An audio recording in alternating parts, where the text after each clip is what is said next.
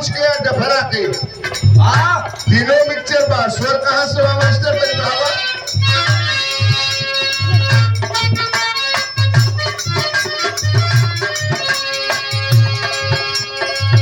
चोली में जो बन नहीं आते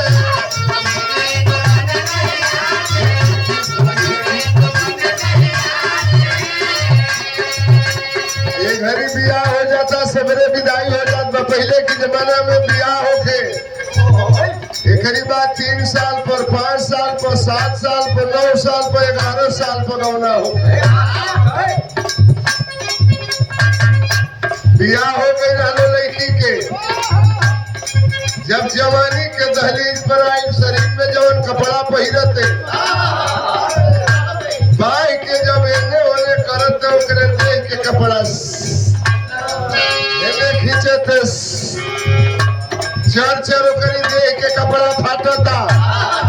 वही अपनी भौजी से कहले रहल चोली में